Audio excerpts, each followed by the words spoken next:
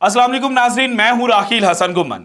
Pakistan cricket team इस वक्त Australia में मौजूद है। यहां पर पाकिस्तान ने 3 टेस्ट मैचेस खेलने हैं और पहला टेस्ट मैच इस वक्त पर्थ के अंदर जारी है। तीसरे दिन के अख्ताम को देखकर यह लगता है कि पाकिस्तान की जो उम्मीदें हैं ना वो बड़ी थोड़ी सी रह चुकी हैं, या अगर शेर अफजल मुरव्वत साहब की जुबान में मैं बोलूं तो पाकिस्तान क्रिकेट टीम जो है वो ऑलमोस्ट इस मैच को वाड़ कर बैठ गई है, क्योंकि जो इस वक्त ऑस्ट्रेलिया की पोजीशन है वहां से ऑस्ट्रेलिया को पीछे धकेलना और फिर इस टेस्ट मैच को जीतना या ड्रॉ कर लेना जनाब किसी मोर्चे से कम नहीं होगा।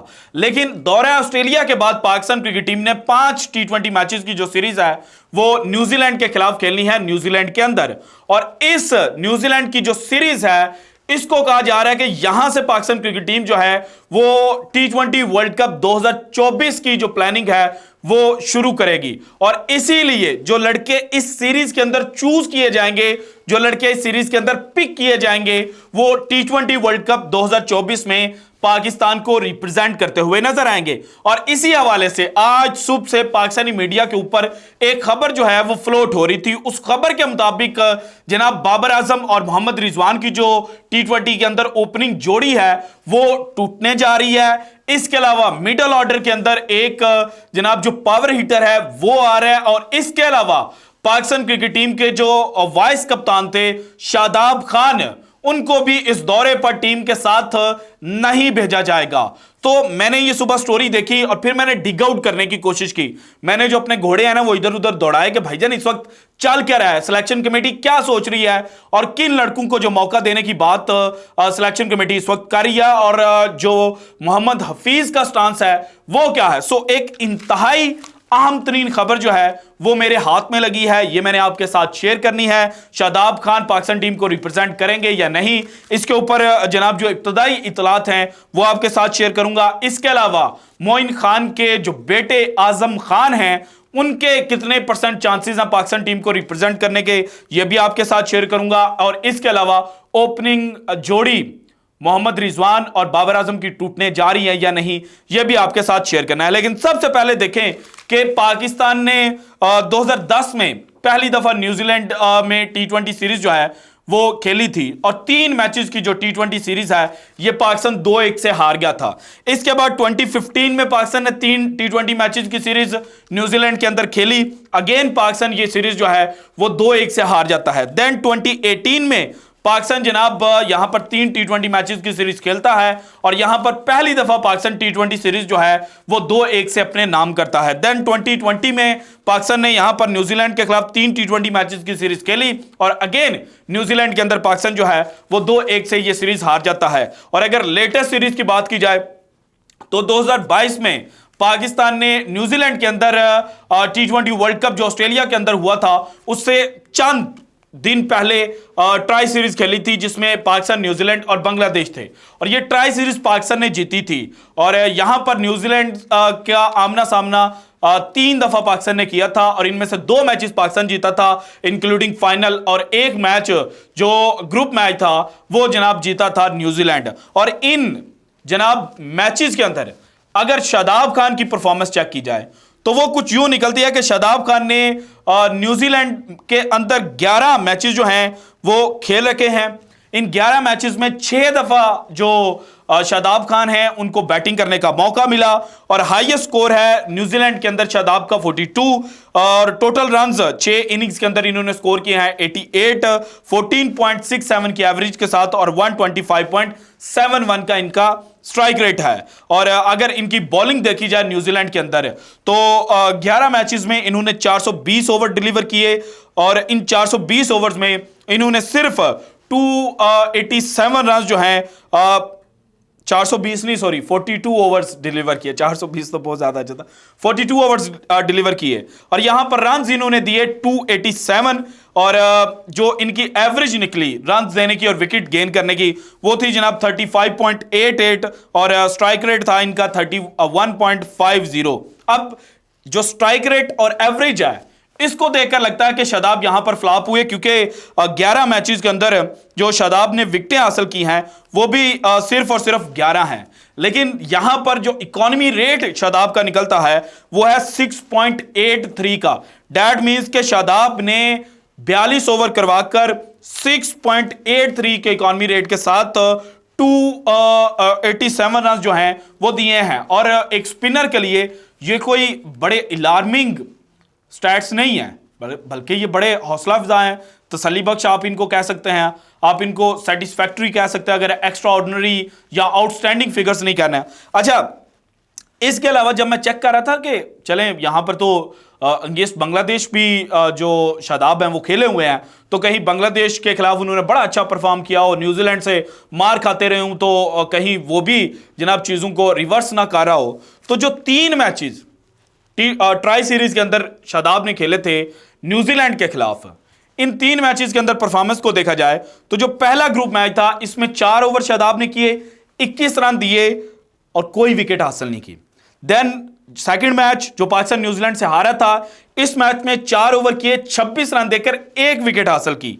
देन जो फाइनल था, इस मैच में शादाब ने 4 ओवर किए, 30 रन देकर 1 विकेट हासिल की। यानी कि पहले 2 मैचेस के अंदर जो शादाब हैं उन्होंने जनाब ऑलमोस्ट 6 के इकोनॉमी रेट के साथ बॉलिंग की और तीसरे मैच में उन्होंने 7.5 की इकोनॉमी रेट जो है वो मेंटेन की थी अगेंस्ट न्यूजीलैंड, जो कि बिल्कुल भी पुअर परफॉर्मेंस नहीं है। यहां पर इन फिगर्स को आउटस्टैंडिंग फिगर्स में ही काउंट किया जाता है। और इसके अलावा इन्होंने 2 मैचेस के अंदर बैटिंग की थी। पहले मैच में इन्होंने 34 रन बनाए 22 गेंदें खेलकर 154.55 के स्ट्राइक रेट के साथ। और फिर दूसरा मैच जो था जिसमें इन्होंने 4 ओवर किए, 26 रन देकर 1 विकेट हासिल की, इस मैच में इन्होंने 8 रन बनाए 7 गेंदों के ऊपर 114.29 के स्ट्राइक रेट के साथ। सो जनाब शादाब की अगर न्यूजीलैंड के अंदर परफॉर्मेंस को मद्देनजर रखा जाए तो बड़ी आउटस्टैंडिंग है, बड़ी बेहतरीन है। और पता नहीं क्यों पाकिस्तान क्रिकेट बोर्ड की जो नई सिलेक्शन कमेटी है, जो जनाब जब तज्जिए कर रहे थे ड्यूरिंग वर्ल्ड कप, तो कहते थे कि शादाब तो जनाब T20 की बॉलिंग जो है वो ओडीआई वर्ल्ड कप के अंदर कर रहा है, और अब जब के ओडीआई वर्ल्ड कप जून 2024 में खेला जाना है यूएसए एंड वेस्ट इंडीज के अंदर, तो आप शादाब को सिर्फ इसलिए बाहर बिठा रहे हो क्योंकि उसने ओडीआई वर्ल्ड कप के अंदर अच्छी परफॉर्मेंस नहीं दी। तो भाईजान आप टीम किस बेस पे सिलेक्ट कर रहे हो, T20 मैचेस की बेस पर या ओडीआई 50 ओवर्स का जो फॉर्मेट है उसकी बेस पर? और इसके अलावा अगर आपने जनाब जो वर्ल्ड कप है वो यूएसए एंड वेस्ट इंडीज में खेलना है, तो फिर वेस्ट इंडीज की परफॉर्मेंस भी शादाब की देखनी चाहिए, क्योंकि वहां पर स्पिनर्स को बड़ी मदद मिलती है। सो जनाब शादाब ने 8 मैचेस जो हैं वो वेस्ट इंडीज के अंदर अगेंस्ट वेस्ट इंडीज जो हैं खेले हैं। इनमें 20.5 ओवर्स उन्होंने फेंके, 105 रन दिए, 10 विकेटें हासिल की 10.50 की एवरेज के साथ, और इकोनॉमी रेट है इनका 5.04। सो इसका मतलब है कि अगर आप वर्ल्ड कप की प्लानिंग कर रहे हैं तो फिर तो शादाब आपके वर्ल्ड कप प्लान से आउट नहीं हो सकता, और जनाब शादाब को न्यूजीलैंड की सीरीज पर भेजना चाहिए। और यही जनाब जो खबर है वो हम तक पहुंची भी है कि शादाब को रेस्ट अभी नहीं करवाई जा रही। कल को पाकिस्तान क्रिकेट मैनेजमेंट और सिलेक्शन कमेटी कुछ और फैसला कर दे, I have nothing to do with that, लेकिन अभी तक की जो इतलात हैं शादाब बाहर नहीं बैठ रहे। ये जो खबर फ्लोट हुई थी ना कि शादाब नहीं जा रहे, ये उन साहब ने फ्लोट की थी जो माजी में शादाब के खिलाफ प्रोपेगेंडा करते रहे हैं, क्योंकि शादाब ने ओडीआई वर्ल्ड कप के बाद उन साहब को इंटरव्यू देने से इनकार किया था।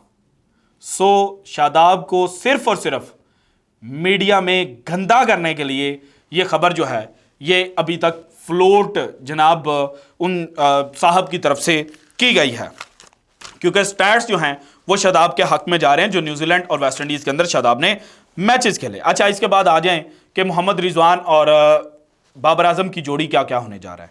इसमें पहली बात तो ये आई है कि बाबर आजम को रेस्ट करवाने की जो बातें हैं वो की जा रही थी, और उनकी जगह पर जनाब जो सैम अयूब हैं वो एज अ रेगुलर ओपनर खेलते हुए नजर आते।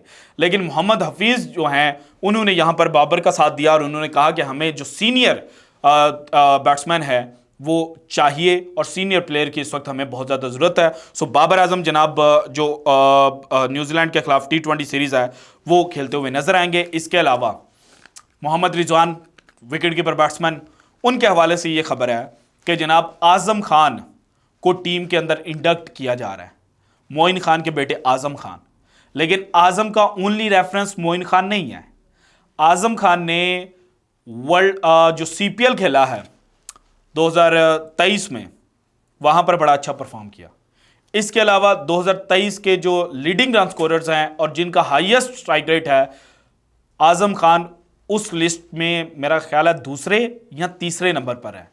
सो डैट मीन्स कि पाकिस्तान जो पावर हिटिंग लैक कर रहा था मिडल ऑर्डर में, तो आजम खान उस चीज़ को फिल करते हुए नजर आ रहे हैं। लेकिन आजम खान के साथ ये अटैच किया जाता है कि आजम शायद फील्डिंग के अंदर उतना बेहतर नहीं है। सो आजम के पास जो प्लेस बचती है वो है विकेट कीपिंग की, और पाकिस्तान के पास जनाब मोहम्मद रिजवान के बैकअप के तौर पर मोहम्मद हारिस जो हैं वो पहले ही एज आ विकेट कीपर बैट्समैन मौजूद हैं। और अब पाकिस्तान क्रिकेट बोर्ड को 3 विकेट कीपर्स में से 2 विकेट कीपर्स के साथ मैदान में उतरना पड़ेगा, क्योंकि अगर आपने जनाब बाबर आजम को भी रेस्ट करवा दी तो फिर हारिस और सैम अयूब आपके ओपनर हो जाएंगे। देन फखर जमान आपके वन डाउन पोजीशन पर खेलेंगे। फिर आपको नंबर 4 की स्लॉट देखनी पड़ेगी कि आजम खेलते हैं या जनाब इफ्तिखार अहमद जो हैं उनके साथ आप जाते हैं। फिर आजम आ जाएंगे नंबर 5 पर। फिर जनाब आपके पास ऑलराउंडर आ जाएंगे, स्पिन ऑलराउंडर जो कि शादाब खान हो सकते हैं, और उसके बाद जनाब आपको एक और स्पिनर जो है वो दरकार हो सकता है, या फास्ट बॉलर के साथ आप मैदान में उतर सकते हैं। सो ऑल इन ऑल इस वक्त जो सिलेक्शन कमेटी है वो सर जोड़कर बैठी हुई है मैनेजमेंट के साथ, और कुछ बातों के ऊपर इख्तलाफ है, और अभी तक ये खबर कंफर्म नहीं हुई कि जनाब शादाब खान जो हैं उन्हें रेस्ट करवाई जाएगी। जबकि शाहीन शाह अफरीदी का ये जनाब पहली सीरीज़ होगी एज आ कप्तान। सो शाहीन शाह अफरीदी की भी परफॉर्मेंस देखनी होगी कि ये किस तरह से बाउंस बैक करते हैं, क्योंकि अभी तक ODI वर्ल्ड कप के अंदर उनकी परफॉर्मेंस जनाब उनका जो कैलिबर है उसको मैच नहीं कर रही थी। जो पहला टेस्ट मैच पाकिस्तान ने ऑस्ट्रेलिया से खेला है, जिसके 3 दिन का खेल मुकम्मल हो चुका है, उस टेस्ट मैच के अंदर भी जो शाहीन की परफॉर्मेंस है वो उनके कैलिबर को मैच नहीं कर रही, और एज अ कप्तान वो कैसे रिस्पॉन्ड करेंगे दौरे न्यूजीलैंड पर, ये सबसे बड़ा सवाल होगा। So this is it from today's episode. अगर आपको वीडियो पसंद है तो लाइक कीजिएगा, ज़्यादा से ज़्यादा शेयर कीजिएगा, अपनी कीमती राय का इजहार लाजमी कीजिएगा, और अगर आपने अभी तक चैनल को सब्सक्राइब नहीं किया तो कर दें। शुक्रिया, अल्लाह हाफिज़।